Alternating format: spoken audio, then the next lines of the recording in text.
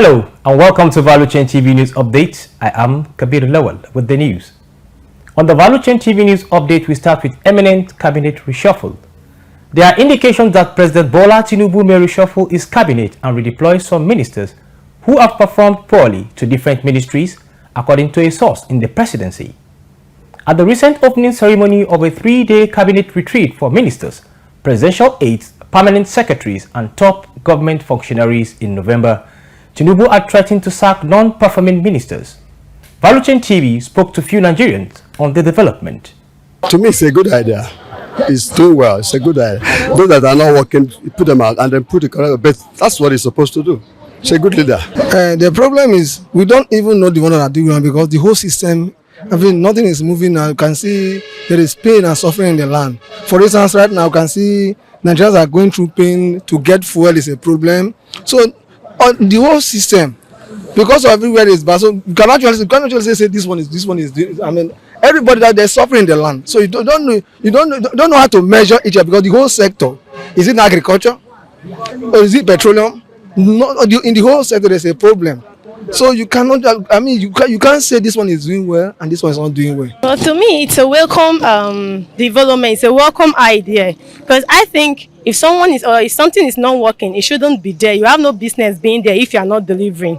So those that are not working should be removed, and those that are in the wrong place, they should be replaced. Like they should be put where they should work. You understand? Because the reason for appointing you to be a minister is for you to work. It's not for you to be there and fulfill all righteousness. Please, Nigeria needs people that are working so that the system can work, so that the lives of Nigerians will be better. While you may be wondering what is still happening to fuel supply, the Nigerian National Petroleum Corporation (NNPC) Limited has allayed the fears of the citizenry over product scarcity in some parts of the country. The corporation assured Nigerians that it has enough product and that there will be no increase in price, urging them to avoid panic buying. The Independent Petroleum Marketers Association of Nigerian (IPMAD) had on Sunday said fuel scarcity crisis in some states will take another 2 weeks to be resolved. However, the Chief Corporate Communications Officer NNPC Limited, Olufemi Soneye, disproved IPMAN's assertion and expressed optimism that the queues will be a thing of the past in the coming days, adding that the NNPC Limited has adequate stock.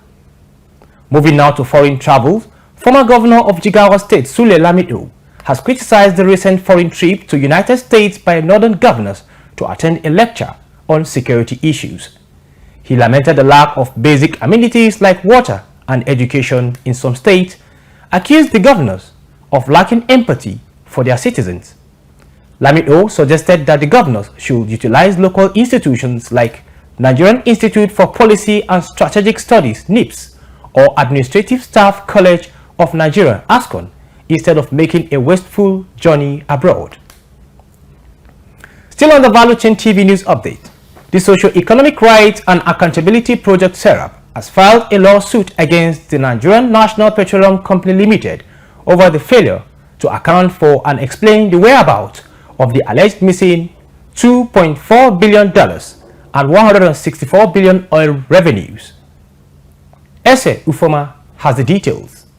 According to SERAP, the allegations documented in the recently published 2020 audited report by the Auditor General of the Federation that the NNPC failed to remit the money into the Federation account, saying that the money may have been diverted.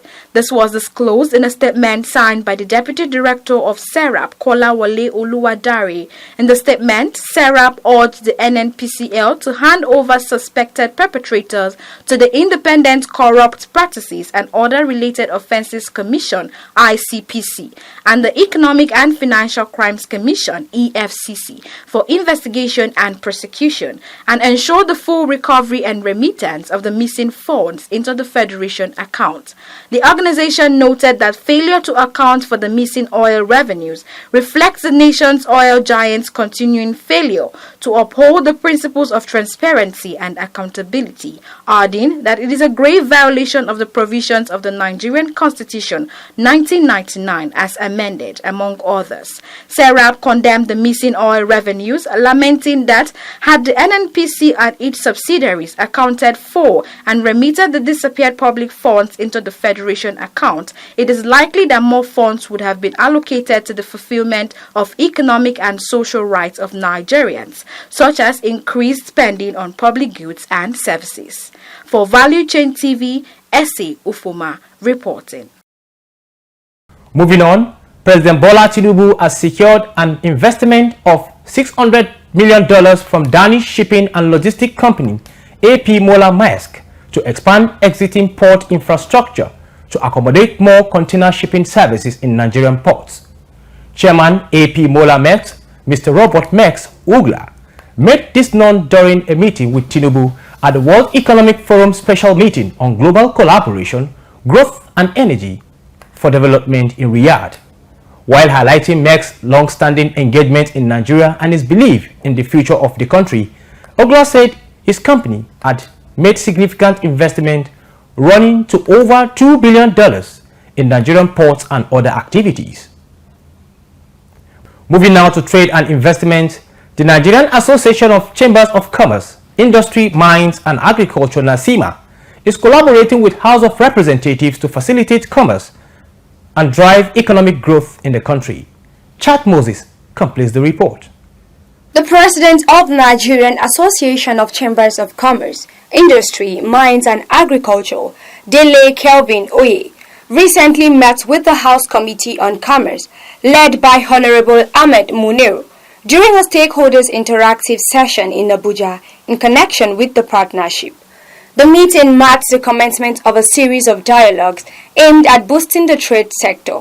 In his address, Munir outlined the committee's scope, encompassing the oversight of various governmental sectors, including industry, trade, and consumer protection, while emphasizing the current administration's commitment to enacting and revising laws and policies vital for the country's economic rejuvenation, affirming that the committee is set to deploy necessary legislative tools to make a tangible impact.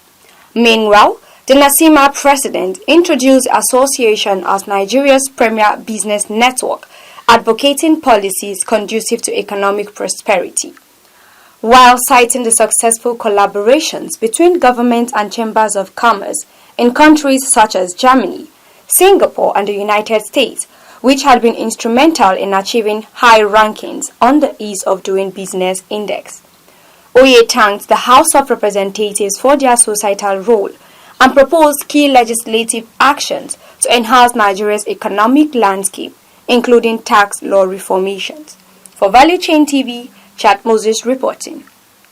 Vice President of the Federal Republic, Kashim Shettima, will be speaking on the second Chronicle Roundtable of 21st Century Media on 2nd May 2024. The Vice President, who is the guest speaker at the roundtable, will speak on Tinubu's administration's economic and social agenda. The event is organized by 21st Century Media Services, publishers of 21st Century Chronicle, as part of its Public Service Enlightenment series. Nigerian women are dying from using firewood and charcoal for cooking.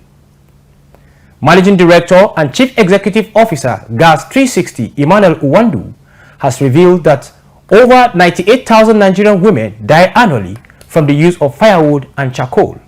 He stated this in his keynote presentation during 20,000 metric tons of liquefied petroleum gas depot project ceremony in Akwa Ibom State.